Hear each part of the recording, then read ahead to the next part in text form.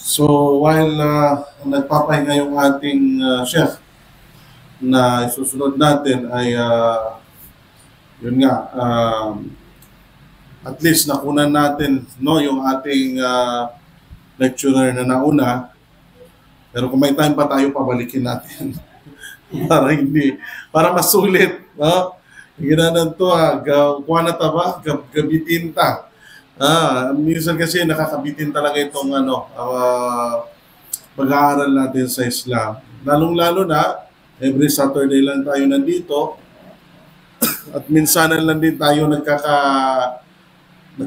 nagkakakita-kita sa barangay Facebook.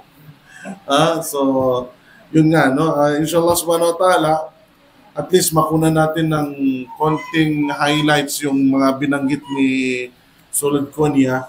Ali ko pa rin yan kasi nung nag-graduate na ako sa Baguio, baby pa yata ito. Maliit pa siya, no? Maliit pa siya. So, ngayon, alhamdulillah, parang malit pa rin.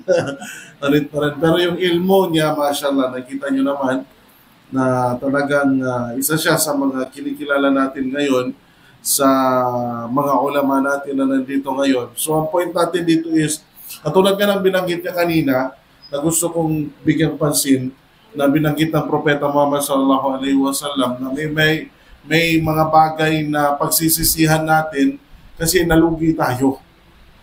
Yung ating seha at saka yung pagiging bakante ng oras natin. Ito ba? Yung ating pagiging malusog at pagiging bakante ng oras natin.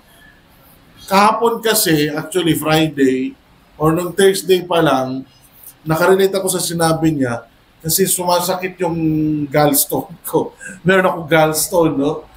So, minsan sumasakit talaga siya na hindi mo alam kung anong ginagawa mo, anong gagawin mo sa buhay. At talagang totoo yung binabanggit niya na kapag ka dumarating sa atin yung mga ganong klaseng pagsubok yan eh. Pagka sinabi mo may masakit sa parte ng katawan mo, meron kang iniinda, may sakit ka sa katawan, meron kang any kind na kahit anong sakit, ay isang paraan niya ng Allah na binabawasan yung ating mga kasalanan, pero dapat magkaroon din tayo ng aral doon sa nangyayari sa buhay natin. No? Yung buhay kasi natin, pag binibigyan tayo ng Allah ng mga pagsubok, kailangan natututunan natin yung mga bagay-bagay. Ika nga. So, one thing na habang nararamdaman ko yung pagsubok na binigay sa akin ng Allah, iniisip ko yung ano bang nararamdaman. I mean, ano yung gusto ng sarili ko that time. Sabi ko, totoo yung binanggit niya. Wala akong ibang naiisip ko. Di una, ya Allah, tanggalin mo yung sakit na nararamdaman ko. Pangalawa, iko amin ka, pianyabo ba, kahit ito lang yung ibigay sa akin ng Allah, sa totoo lang, mamangalawanan ko sa ito mga time, may time na naluluha ako, hindi dahil sa sakit, kundi sa takot ko sa Allah, na sabi ko, pianyabo ba ingay sa laki ng Allah Ta'ala, asik salo sa gaya muli, na masalada na problema. Ang laki na nagbagay sa akin naman, problemahin ko yung sumasakit yung tiyan mo, na sa araw ng paghukom, yung time na yon, wala kang kasama na sasabi sa'yo na gagagamang ka, agitan ko ka sa ospital niya, so gamot. Mabuti pa yun kasi may kapatid ako na medicine, siya naglagay ng Heplac sa kamay ko, tinurukan ako kagad ng Penly River na yung mabilis matanggal. Kanabuti gwa, dito pagulong-gulong ako sa sahig ko sa sakit na nararamdaman ko. At yun yung sinasabi ko nga, iko upamabukan niya bubay banggay no Allah Ta'ala, sakit asiksal o sagay muli, natigumas lang problema. Pero kung titingnan natin, wala nang gagaan pa dahil sa pinakamagaan na ibibigay ng Allah na siksa, na parusa, doon sa Yawmul Qiyamah, doon sa impyerno sa mga tao, is yung ibibigay ng Allah sa uncle ng Propeta Muhammad sallallahu alaihi wasallam na hindi nag-Muslim. Ang uncle ni Propeta Muhammad sallallahu alaihi wasallam na si Mapanin na to. Abu Talib. Ha? Si Abu Talib, pagkamatay ng Rasul sallallahu alaihi wasallam, pagkamatay ng tatay ng Rasul sallallahu alaihi wasallam, kasi ulila siya, di ba? Ulila ang Propeta Muhammad sallallahu alaihi wasallam sa murang edad, hindi pa pinapanganak ang Rasul sallallahu alaihi wasallam, namatay ng tatay niya. 7 months pa lang siya sa tiyan ng nanay niya, nawala na siya ng tatay. Pagkapanganak sa kanya ng kanyang nanay, umabot lang ng ilang taon, namatay naman yung kanyang nanay. So kinuha siya ng kanyang lolo, namatay naman yung kanyang lolo, kinuha siya ng kanyang uncle. At yung uncle niya na yan, hanggang sa maging propeta siya, hindi siya pinabayaan. Kaso ang problema, hindi siya nag-Muslim. Hindi siya nag-Muslim. So, itong taong ito, hiningi ng propeta Muhammad sallallahu alaihi wasallam, Ya Allah, kaginatigin yan may naguyag sa laki. Kumaga, yung pagmamahal na ipinakita niya sa akin ay walang katumbas. O ginapila ginawa, kada Muslim. Na siya ka mga nalabit na yung pinakamagaan na parusa na ibibigay ng Allah doon sa Yawmul Qiyamah, doon sa impyerno, ay yung parusa na pasusuotin ng tsinelas, yung taong yun, ng tsinelas na gawa sa apoy, pagsuot niya, kukulo yung utak niya. Yun ang pinakamagaan. Kasi nakakalungkot sa araw ng paghukom, sa Gemoli, pag impyerno ng isang tao, impyerno, apoy sa taas, apoy sa baba, apoy sa gilid, apoy sa gilid, apoy sa harap, apoy sa likod. Ibig sabihin, nandoon ka sa gitna mismo ng apoy. Waliyadu billah. Allahu Akbar. So ngayon, itong oras na dumadaan sa atin, na binanggit nga ni Sulod ko niya Ustaz, na itong cellphone kasi, no, kailangan na, hindi naman din haram ang paggamit ng cellphone kung gagamitin natin sa tama, no? Kung gagamitin natin sa tama, itong cellphone na ito, gagamitin mo sa research. And according sa data, ang cellphone ay ginagamit ng isang tao sa loob ng isang oras ng 8 to 9 hours. 8 to 9 hours ginagamit natin ang cellphone natin. So nakakalungkot, no? 24 hours, 8 to 9 hours nandito tayo sa cellphone natin. So 8 to 9 hours. Ngito, adon sa gakinagta, ba makinagana umanisa sa may Quran, may ba makinagani. Cellphone ang binanggit ko dito, binanggit dito sa data, cellphone, hindi pa dito sure kung ano bang ginagamit niya dito. Facebook ba? WhatsApp ba? According dito, ang pinakamay marami ay ang na binibisita sa buong mundo na application ay WhatsApp, TikTok, YouTube, Facebook, Netflix. So kung titingnan natin, wala dito ang live Makkah, dahil siya mga ahadis, collection of hadis. Wala dyan. Ang pinakamarami, dunya. Yamong tani ginawa ta, may tumas sa pidaro na siya kanto. Yamong tanong ni ginawa ta, no? Para wadakir, fa'in na dikratan fa'il mu'minin. Kaginan niya paalala sa ating lahat. Nagumugugol ngayon, nanyati fit na sa cellphone namin. Meron pang tablet, meron pang laptop, meron pang cellphone, meron pang camera, meron pang drone. Pero alhamdulillah, yung sa amin na team dito, ginagamit namin sa video. May sa mga sheka niya, mga sulod ko niya ba magamit si Al-Hidayah, pabako mag-edit sa video. Pang video sa mga masyayikh natin. Sumusupport sa mga da'wa natin. May pagkagapyanan ka. Isa lang na, may abang ka ni Al-Hidayah, halimbawa, itong page ni Al-Hidayah. Sa timam mo sa katong mo makilay samba, anong pahalanin? Parang yung isang sheikh, kasi madalas kasi na meron din namang bashers katulad namin.